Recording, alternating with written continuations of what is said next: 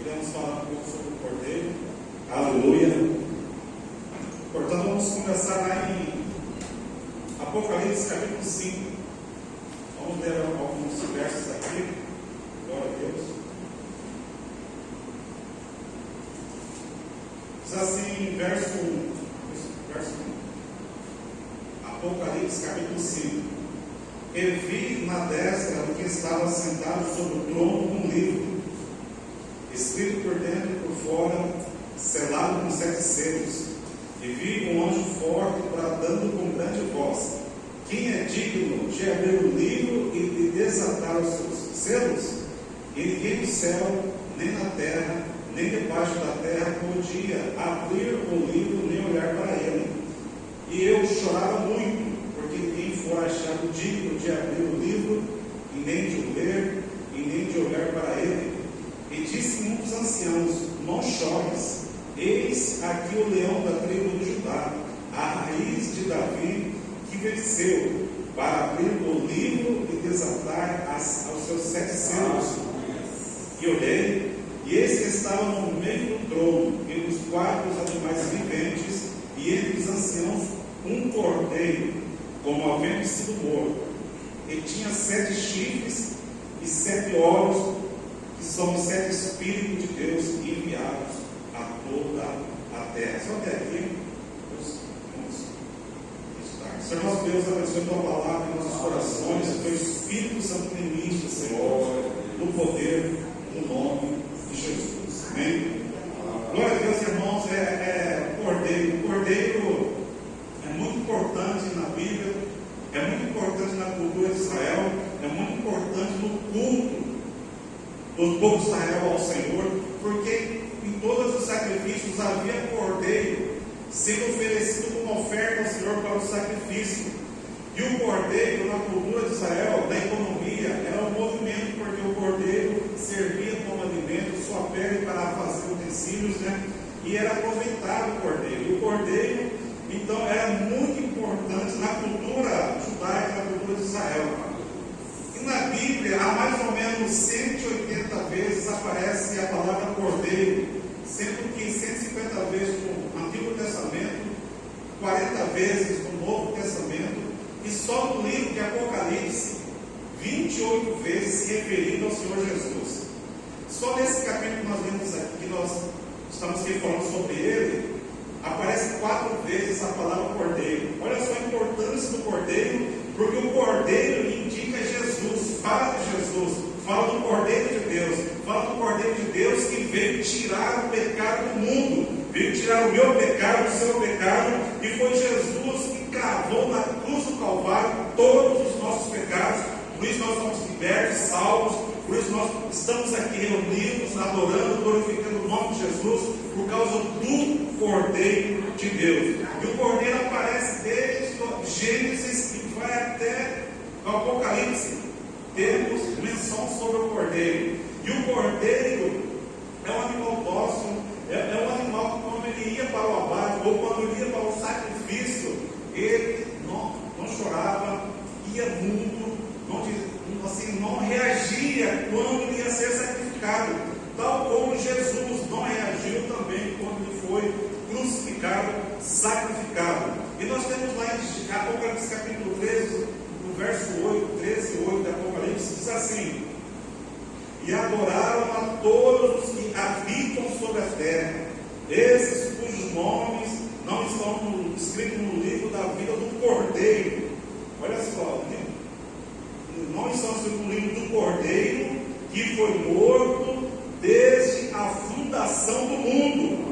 Ou seja, irmãos, como aqui é tremendo, nós sabemos que o Cordeiro, ele já tinha nascido, oferecido como sacrifício desde a fundação do mundo, porque já estava previsto que Jesus viria sobre a terra e executar o plano de Deus. E aqui, segundo o ensino que nós tivemos tempo atrás, é que esse sacrifício foi o primeiro holocausto feito por Deus para a humanidade. Porque Jesus ele é o holocausto, Jesus é a oferta de manjares, e Jesus ele é o sacrifício pelo pecado. Jesus é oferecido como holocausto, na fundação do mundo, quando Deus oferece ali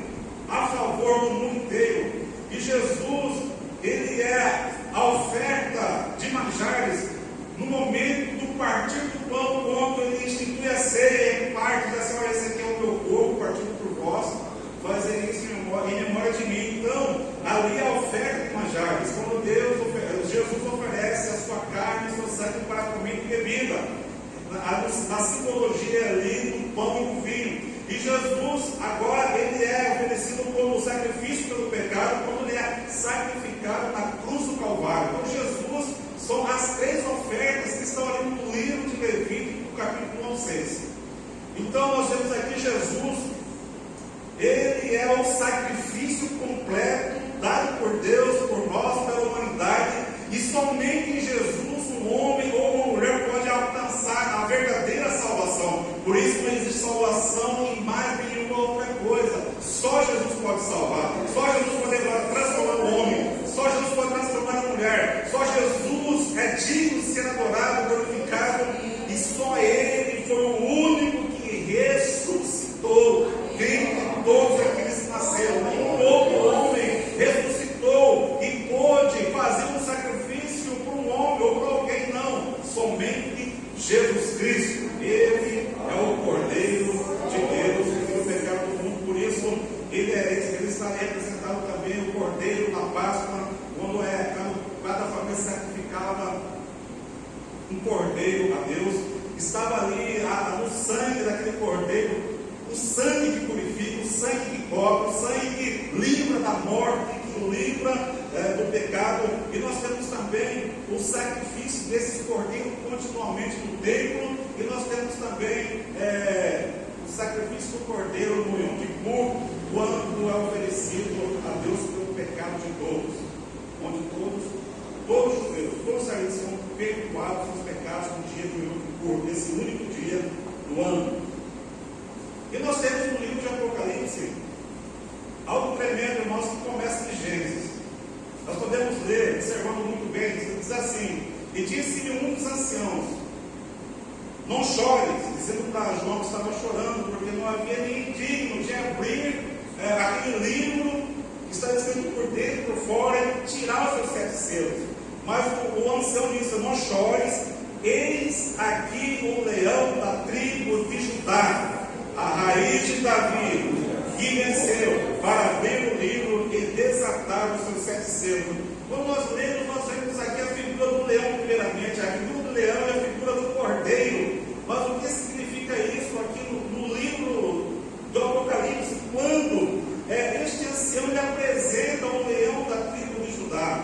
O leão da tribo de Judá é Jesus. Jesus vencedor, Jesus que venceu a morte, Jesus que venceu o diabo, venceu o inferno, venceu as trevas, venceu tudo aquilo que traz calamidade ao homem e à mulher. Jesus venceu todas as coisas, e ele, então, quando chega ao céu, ele não chega como cordeiro primeiramente, ele chega como o leão rei, Senhor, aquele que venceu, aquele que tem poder, aquele que domina, aquele que tem na história do mundo em suas mãos. Ele tem o controle de todas as coisas, por isso ele é o leão.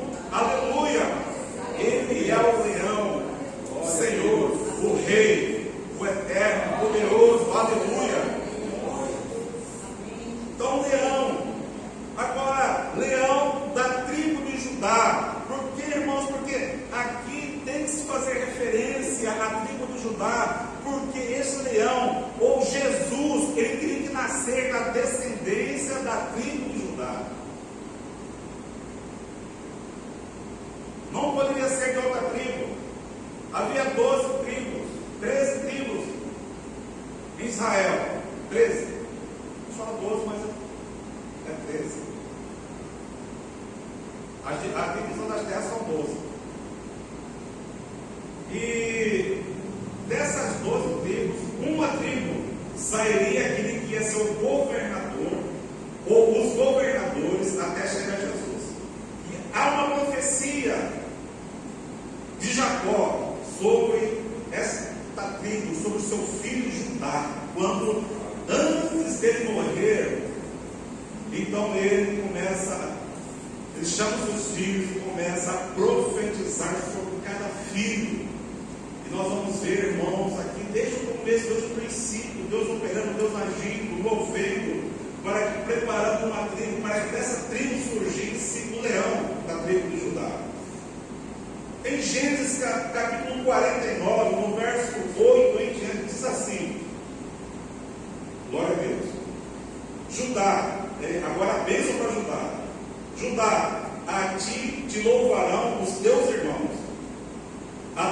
será sobre o pescoço de teus inimigos. Os filhos de teu pai a ti se inclinarão. Ele já está falando para Judá, né, que ele seria governador, que os seus filhos inclinariam perante ele. Judá é o leãozinho, já começa a primeira referência de Judá como leão. Judá é o leãozinho, está preso aos bichos, filho meu, e curvar-se e deita-se como um leão, e como um leão velho. Quem o despedaçará?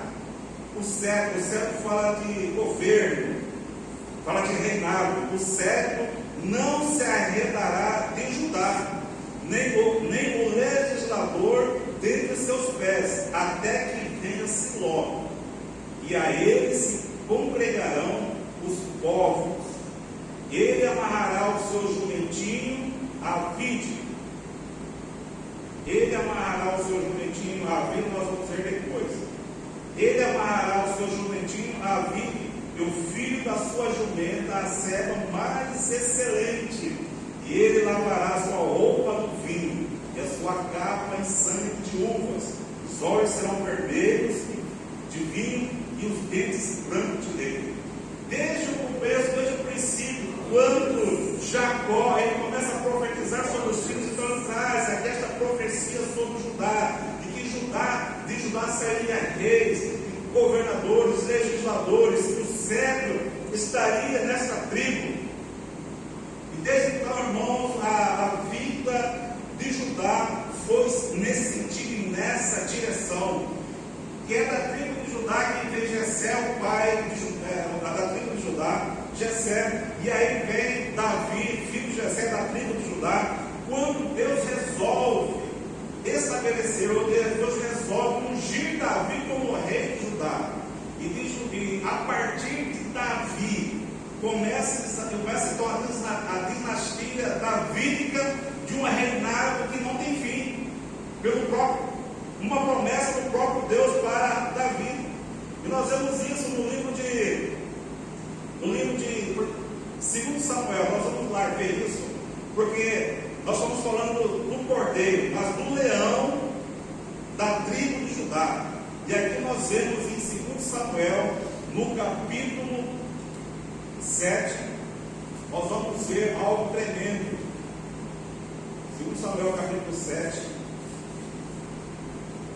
Diz assim, versos 13, 7 e 13.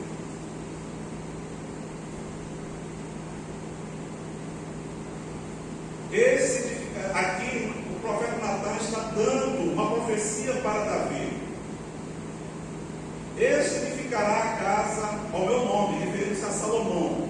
Eu confirmarei o trono do seu reinado para sempre. Aqui é uma promessa de Deus para Davi. E confirmarei o trono do seu reinado para sempre. Eu lhe serei por pai e ele me será por filho.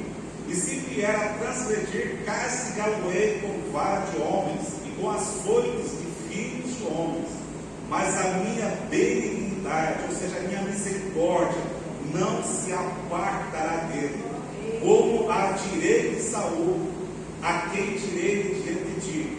Porém, a tua casa e o teu reino serão firmados para sempre diante de ti, o teu trono será firme para sempre, conforme a todas as palavras e conforme a toda a visão. Assim falou o profeta Natan a Davi. Então nós temos aqui no livro de Samuel a promessa de Deus a Davi e a sua casa, não somente a Davi, mas toda a sua descendência. Por que essa promessa? Porque era necessário que o verdadeiro leão, o verdadeiro rei, aquele que ia governar e reinar para sempre, sairia desta tribo e também desta família. A descendência pelo qual Jesus nasceu é de Davi.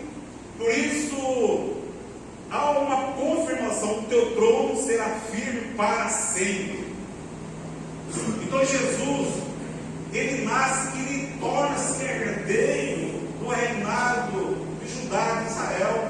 É o herdeiro legítimo do trono, e ele governará para sempre. Por que ele governará para sempre? Porque ele morreu e ressuscitou, ele está vivo e ele reina pelos séculos dos séculos. lá no trono da glória, mas Ele é o Rei dos Reis. Então Jesus, Ele tem o seu reinado para sempre prometido através do profeta Natan a Davi, da tribo de Judá. Por isso, o leão da tribo de Judá, por causa da sua linhagem, descendência davídica, ele então esse reinado extraordinário. Por isso, quando ele chega na visão lá no céu, por isso o ancião diz a João: não chores, porque o leão da tribo de Judá, a raiz de Davi, ou da geração de Davi, ou da descendência de Davi, que venceu, aleluia, ele venceu. Ele venceu e não precisa colocar mais nada. Ele venceu em ponto final. Venceu o quê? Venceu tudo. Todos os problemas, todas as situações, todo o pecado, tudo aquilo que afastava o homem de Deus, tudo aquilo que atormentava o homem ou a mulher. Jesus venceu. Ele venceu todas as coisas, e esta vitória Ele dá ao seu povo. Por isso o seu povo também, a sua igreja, tem essa promessa de ter, irmãos, a vida com Deus, uma vida de crescimento, tanto espiritual, tanto em outra área emocional. Nós temos, porque Jesus venceu, e porque Ele venceu, a sua igreja também irá vencer. Nós podemos vencer em Cristo Jesus. Ele venceu, e é um vencedor. Por isso a igreja, irmãos, tem que marchar em vitória, tem que marchar indo para frente, tem que marchar olhando para Jesus, autor e consumador da fé, olhando para o leão da tribo de Judá, o Rei do Senhor, aquele que vive e reina para sempre, e aquele que governa eternamente. Aleluia! Ele continua aí: olhei, e eles que estavam no meio do trono, e os 4 animais, os seres viventes, e entre os anciãos um cordeiro, como ao vento sido morto, e tinha 7 chifres e 7 olhos. Fala de poder, fala de onipotência, onisciência, que são os 7 Espíritos de Deus enviados sobre toda a terra. E Jesus, esse cordeiro, ele governa todas as coisas. Não existe nada neste mundo que passa despercebido aos seus olhos, passa despercebido pelo seu poder, pela sua graça, pelo seu amor, pela sua misericórdia, por tudo aquilo que Ele é. Então tudo está ali concentrado no cordeiro. O ancião apresenta o cordeiro, mas quando ele olha, ele vê, o ancião apresenta o leão da tribo de Judá, apresenta Jesus com todos os seus, os seus benefícios de vitória. E agora ele apresenta aqui o cordeiro.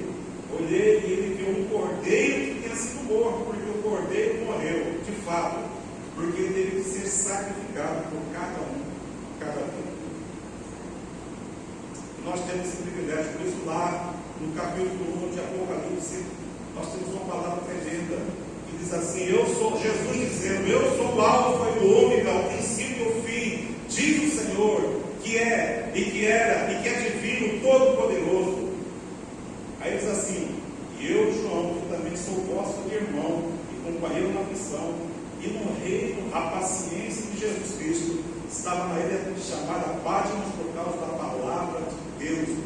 João estava preso na ilha de Patmos, mas na sua maior aflição, Deus faz a sua maior revelação. E muitas vezes, irmãos, Deus vai fazer isso conosco. A nossa maior aflição, nós iremos ter a maior revelação de Deus sobre a nossa vida, o maior cuidado, o maior amor, a maior misericórdia, a maior grandeza de Deus, o maior mover de Deus na nossa vida. Assim como Ele agiu com João, que na sua maior tribulação, Ele teve uma maior revelação. E Jesus diz assim: não temas, eu sou o primeiro e o último, eu que vivo e fui morto, mas eis que estou vivo para todo sempre, amém. E as chaves da morte, e que tenho as chaves da morte e do inferno. Deus tem o controle do céu, da terra, do inferno. Deus tem o controle de todas as coisas, aleluia. Louvado seja o Senhor. Glória a Deus. Glória a Deus. Gostaria de falar um pouco da profecia agora de Jacó para Judá, no capítulo 49 de Gênesis, porque nós temos algo fantástico, glorioso, maravilhoso. Eu gostaria que você ouvisse como que é tremendo, Deus falando com o seu povo. Olha só, dizendo assim no verso 9: Judá é um leãozinho, está preso aos bichos, meu filho, encurvar-se e deita-se como um leão, e como um leão velho, que o despertará? O cedro não se arredará de Judá, nem o legislador dele dos seus pés, até que venha Siló, e a ele se congregarão os povos. Ele amarrará o seu jumentinho na vide, e o fio da sua jumenta a serva mais excelente. Ele lavará a sua roupa no vinho, a sua capa em sangue de uvas. Essa profecia aqui sobre a vida de Judá, nós podemos observar bem, irmãos, que jumento na Bíblia aparece muitas e várias vezes. E tem dois episódios que marcam sobre a vida do jumento aqui na Bíblia. O primeiro está em Números, quando Balaão vai até Balaque para profetizar contra o povo. Então Balaão ele vai sobre a sua jumentinha viajando para a terra de Balaque. Só que no meio do caminho Deus aparece para matar Balaão. E um desses momentos, para que o anjo não matasse Balaão, o jumento teve que se desviar e prendeu a perna do profeta de Balaão. E ele ficou muito irado contra a jumenta, começou a bater na jumenta, e de repente a jumenta falou. Primeira vez a Bíblia aqui que fala que um animal falou. Então, mas a jumenta falou. Esse é um episódio que aconteceu. Você pode ler isso lá em Números. Esse é o martelo. Lá em Números, que eles têm esse episódio sobre a jumenta. Números capítulo 22, 30, quando a jumenta fala com Balaão. O segundo episódio importante com a jumenta foi quando Jesus ele entrou em Jerusalém, na entrada triunfal de Jerusalém. Então Jesus entrou em Jerusalém montada num jumentinho. Agora, em Êxodo, capítulo 13, verso 13, gostaria de ler esse versículo por quê? Porque é muito importante. 13 do livro de Êxodo, está escrito na lei, registrado aqui, dado por Moisés, Deus a Moisés. Diz assim, olha só: porém, todo o primogênito da jumenta resgatarás. Todo o primogênito da jumenta resgatarás com um cordeiro. E se o não resgatares, cortar-lhe-ás a cabeça, mas todo o primogênito do homem entre os seus filhos resgatarás. O jumentinho era o único animal dos animais. O jumentinho era o único animal que, para ficar vivo, teria que ser oferecido um cordeiro no lugar do jumentinho. Era o único animal. Nascia um jumentinho primogênito, então o dono teria que levar, consagrar. Mas a ordem não era consagrar o jumento, não. Você vai resgatar um cordeiro, você leva o cordeiro do lugar do jumentinho. Então você sacrifica o cordeiro e fica com o jumento. Então esta lei aqui, cito no livro de Êxodo, nós podemos observar muito bem que algo tremendo aconteceu na vida de Jesus quando ele entrou ali em Jerusalém. Olha só, as características do jumento primeiro, a característica do jumento é um espírito servil. Segundo, humildade.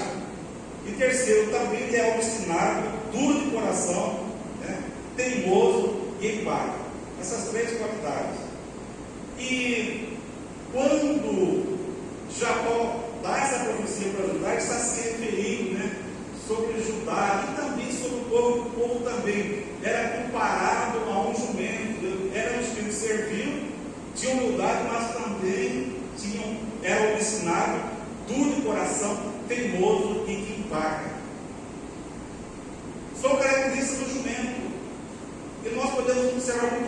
história de Israel, toda a história de Israel, há momentos que Deus realiza grandes milagres. Deus está fazendo, o povo está no deserto, e o povo está recebendo milagres, está caindo pão do céu, Deus está dando pão do céu, Deus está dando água no deserto, Deus está dando carne no deserto, mas você vai ler lá em tempo, o povo de Israel, teimoso, obstinado, duro de coração, começa a falar mal de Deus, contra Deus.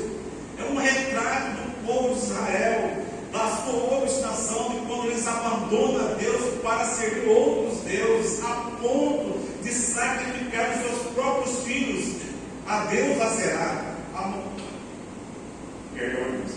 a Deus Azerá, a Moloque, são deuses em que eles ofereciam os seus próprios filhos. Tal era o afastamento do povo de Deus.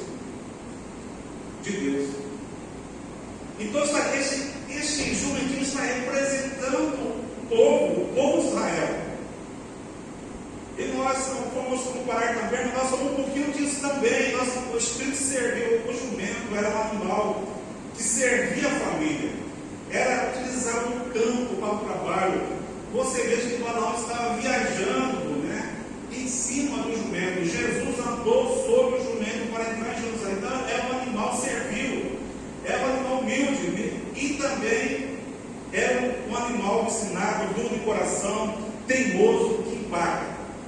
E muitas vezes, irmãos, nós não somos tão diferentes disso. Muitas vezes nós temos o espírito servil, nós temos esse coração humilde, mas muitas vezes nós temos um coração obstinado, um coração duro, teimoso e empacado.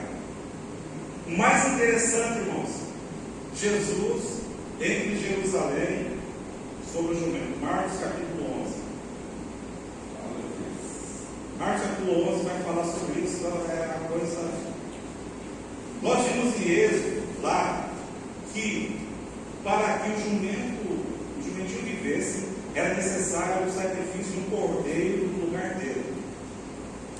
Agora, nessa narrativa aqui, veja só, capítulo 11, diz assim, capítulo 11, e logo que se aproximaram de Jerusalém, essa é a última vez que Jesus entra em Jerusalém, ele vai entrar em Jerusalém e depois ele vai ser sacrificado. E logo se aproximavam de Jerusalém, de Betfagé e Betânia, junto do Monte das Oliveiras, enviou 2 dos seus discípulos e disse: ide à aldeia que está defronte de vós, e logo que ali entrardes, encontrareis preso um jumentinho, sobre o qual ainda não mandou homem algum. Soltaram e trazer. Esse jumento aqui é o jumento lá de Êxodo 13, era o primogênito. E se alguém vos disser: por que fazes isso? Diz ele que o Senhor precisa dele, e logo deixará trazer para aqui. E foram e encontraram o jumentinho preso fora da porta, e entre 2 caminhos, e o soltaram. E alguns dos que estavam ali disseram: que fazeis soltando esse jumentinho? Eles, porém, disseram: como Jesus lhe tinha mandado, e deixá-los ir. Aqui mais uma vez está referindo a esse jumentinho aqui. Esse jumentinho aqui era 0 quilômetro, ele era aquele jumentinho que era para ser consagrado. Um cordeiro precisava morrer no lugar desse jumento para que ele vivesse. Mas o mais importante e interessante é que esse jumento carrega o cordeiro para dentro de Jerusalém. Porque esse jumento que era o consagrado, que era aquele primogênito, que deveria um cordeiro morrer para que ele vivesse, ele entra com o cordeiro de Deus em Jerusalém. Então você veja bem que as coisas da Bíblia não são escritas aleatoriamente, há um princípio, né? Isso está escrito no livro de Êxodo, e nós vemos aqui se cumprindo isso, de que o jumentinho que era para ser decapitado ou para que vivesse um cordeiro fosse dado no lugar dele, esse jumentinho, ele levou o cordeiro de Deus para ser sacrificado. E quando eles entraram em Jerusalém, colocaram as roupas no chão, e o jumentinho passou alegre, contente, com gritando Hosana, nas maiores alturas, o jumentinho alegre, contente, achando que era para ele.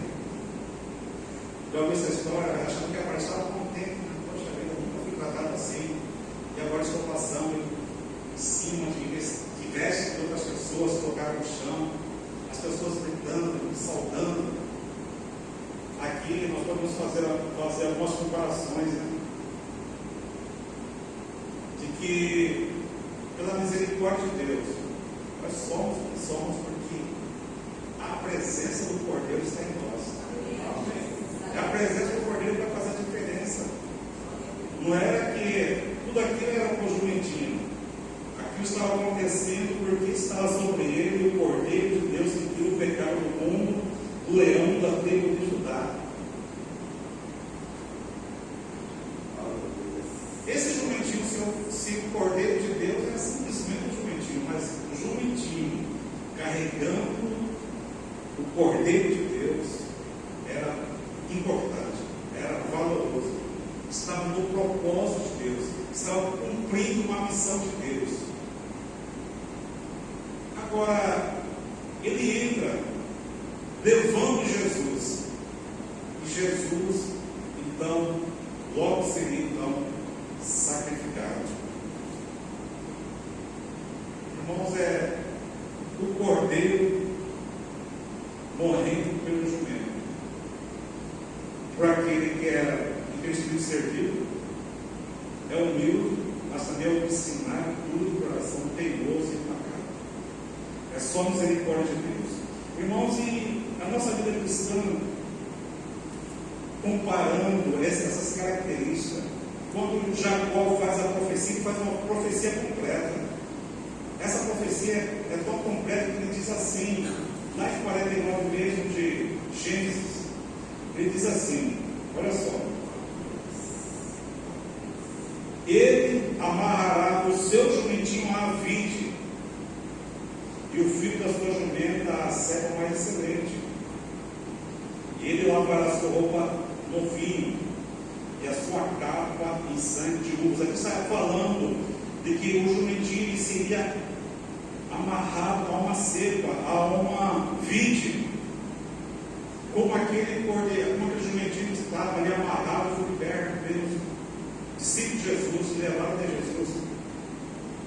E fala assim: o seu jumentinho será amarrado, está amarrado em uma vide, ou amarrará em uma vide. Quando nós lemos João capítulo 15, verso 1, diz assim, Jesus assim: eu sou a videira verdadeira e meu pai o lavrador. Então vamos perceber, irmãos, que a nossa vida, nós precisamos amarrar a nossa vida em Cristo, que é a videira. Aqui o jumento está amarrado, será amarrado, está amarrado em uma vide, e Jesus é a videira verdadeira. E ele diz assim: e o meu pai é o lavrador. Jesus é a videira verdadeira. Agora, quem precisa estar amarrado na videira somos nós. Nós precisamos estar sempre amarrados na videira, porque lá nós vamos tratar o nosso eu, nós vamos tratar aquilo que é ruim na característica do jumento, que é o coração duro, obstinado, teimoso, empacado. Essas coisas têm que ser tratadas, e é tratado quando nós amarramos a nossa vida em Cristo, porque sem Cristo nós não somos nada. Se nós vamos fazer alguma coisa, precisamos estar em Cristo, deixar que Cristo faça por nós, que Cristo esteja em nós. É o Cordeiro de Deus que vai fazer a diferença na nossa vida. Precisamos sempre amarrar a nossa vida em Cristo, para que possamos ter a nossa transformação dia a dia, porque nós precisamos ser transformados diariamente. Nós não vamos ser transformados no passo mágico da noite para o dia, não. Nós somos transformados dia a dia, de glória em glória, até chegar aquele dia em que estaremos com Cristo para sempre, com o Cordeiro de Deus, com o leão da tribo de Judá. Estaremos sendo tratados, estaremos nos amarrar em Cristo Jesus. O jumento está vivo para a glória de Deus, amém? Sendo tratado dia a dia. E a igreja de Cristo, irmãos, caminha nesse compasso dia a dia, nesse caminho até chegar aquele dia quando Jesus diz, né, que enxugarei todas as lágrimas. Aleluia. Acabou o sofrimento terreno que nós passamos aqui todo dia, todas as preocupações, a ansiedade do nosso viver. Um dia, irmãos, acabará, porque Jesus ele vai mudar total e completamente a minha e a sua história, porque há um Cordeiro de Deus em nossa vida. Aleluia. Há um Cordeiro de Deus. Quando que louvor nós cantamos o outro aí, do Cordeiro? Vamos cantar isso. Então, irmãos, como que a Bíblia é espetacular. A gente acha que lê um versículo lá no Antigo Testamento, mas acha que tem nada a ver com o Novo Testamento. Hoje tem tudo a ver. Como nós precisamos amarrar, né? Nos amarrar em Cristo Jesus na videira verdadeira. Porque é da videira, irmãos, que sai a uva, que sai o suco da uva, e nós vamos embriagar desse suco da uva, e nós vamos, irmãos, que isso representa, irmãos, o ser cheio do Espírito Santo, de viver uma vida em Cristo Jesus para dar glória, honra, louvor, adoração. É isso que merece a nossa vida, por mais que nós passamos por as dificuldades. Nós sabemos que é difícil louvar a dificuldade, nós sabemos que é difícil no meio do furacão, às vezes é difícil louvar a Deus, mas Deus merece toda a nossa adoração. Por isso devemos nos amarrar em Cristo e deixar que o suco da uva da videira que é Cristo caia sobre a nossa vida, para que nós possamos andar todos os dias em vitória. Não é uma utopia, não simples uma palavra para agradar, não. Deixa o rio de Deus, esse rio do Espírito Santo, vir sobre a sua vida, para que possamos vencer o dia de Deus. Os dias são difíceis, são, talvez para alguns mais ainda. Mas quando estamos neste rio, estamos amarrados na videira, sendo encharcados por esse suco, nós vamos perceber, irmãos, que nós estamos no melhor lugar, que é estar em Cristo Jesus. E andar com Ele. Se você quiser, pode ficar, se quiser pensar, pode ficar, mas adore o Senhor neste momento. Cordeiro de Deus, aquele que venceu, está vivo.